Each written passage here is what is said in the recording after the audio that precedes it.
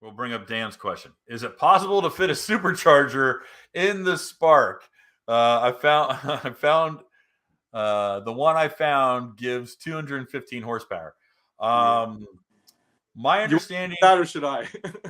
Well, my understanding is that there's not any supercharger applications from the factory for the Ace 900, but there are some aftermarket turbo kits. Right. But to drive a supercharger, you need a PTO shaft, right? You need right. some shaft that comes off the engine or a drive belt.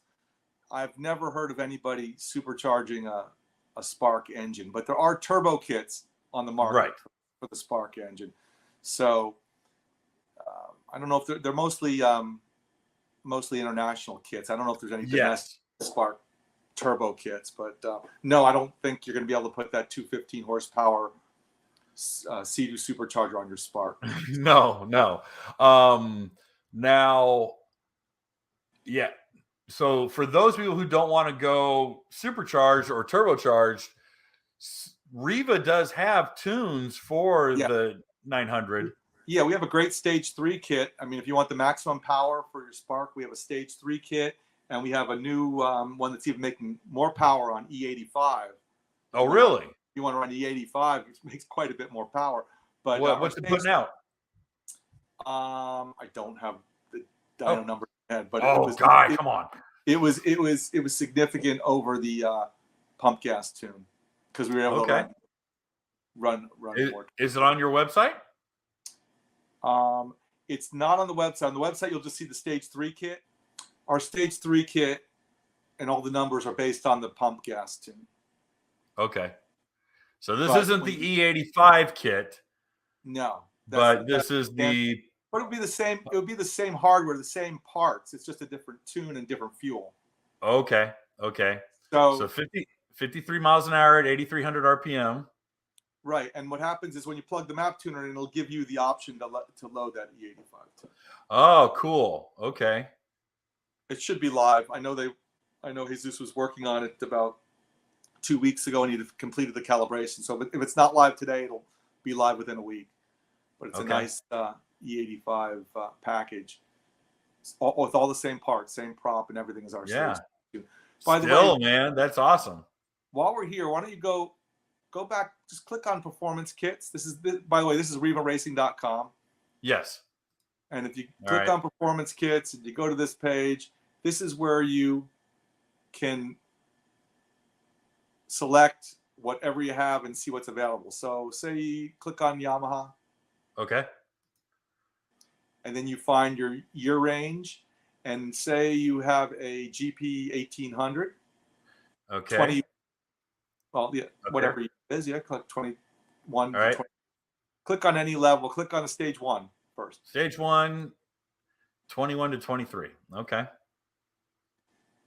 And when you'll see on the right is the performance data, and it will show you that with each stage, it'll show you the speed and RPM that's delivered by our kit. You happen to be in the stage 1 kit, but that menu will take you to stage 2 and stage 3. Okay.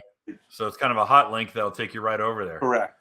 So that's pretty cool. And if you scroll down, there's only one part in the the flash 1 kit for the GP, which is the Map Tuner X with the tune.